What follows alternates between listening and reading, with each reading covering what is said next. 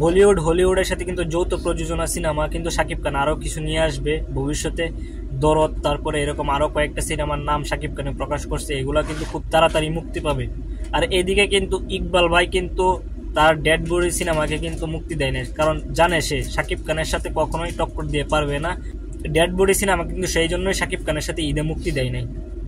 তবে দিন শেষে কিন্তু ইকবাল ভাই ভয় পাইছে শাকিব খানকে, আর ভয় পাওয়াটাই স্বাভাবিক, কারণ শাকিব খানের সাথে টক্কর দেওয়ার মতো আজ পর্যন্ত কোনো নায়ক তৈরি হয় নাই বাংলাদেশে।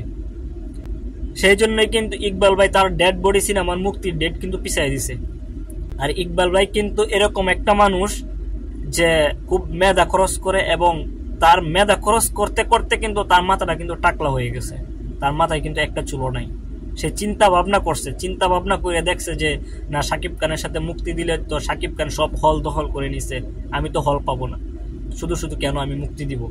সেই জন্য কিন্তু ইকবাল ভাই চিন্তা ভাবনা করে কিন্তু মুক্তিটা দেয়নি। আর শাকিব খান কিন্তু এখানে ব্যাপকভাবে বাজিমাত করছে, ব্যাপকভাবে ঈদে মার্কেটটা দখল করে নিছে, আর ব্যাপকভাবে বাজিমাত করছে তার সিনেমাটা দিয়ে। কুমার সিনেমাটা এত জনপ্রিয়তা পাবে এটা কিন্তু কল্পনাও করতে পারেনি। স্বয়ং শাকিব খানও কিন্তু রাজকুমার সিনেমাটা নিয়ে এত কল্পনা করতে পারে নাই। বাংলাদেশের মতো একটা জায়গায়, যে জায়গায় 150টা হল, সেই জায়গায় তার সিনেমা হলই, তার সিনেমাটাই 130টা হল পাবে, 120টা হল পাবে, সে নিজেও চিন্তা করতে পারে নাই, কল্পনা করতে পারে নাই। সেই পরিপ্রেক্ষিতে বলা যায় শাকিব খান কিন্তু সাকসেস। প্রিয়তমা সিনেমা দিয়ে যে পরিমাণ বিজনেস করছে প্রযোজক, তার চেয়ে 3 গুণ বেশি বিজনেস করবে রাজকুমার সিনেমা দিয়ে, কারণ রাজকুমার সিনেমাটা একাকিত্বভাবে রাজত্ব করতেছে বাংলাদেশের হলগুলোতে।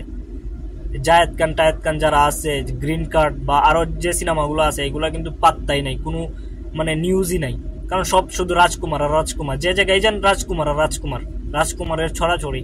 এভাবেই শাকিব খান আরও সামনে ভবিষ্যতে ভালো ভালো প্রজেক্ট নিয়ে আসুক, ভালো ভালো সিনেমা নিয়ে আসুক, ভালো ভালো কন্টেন্ট নিয়ে আসুক, আমরা সবসময় চাই।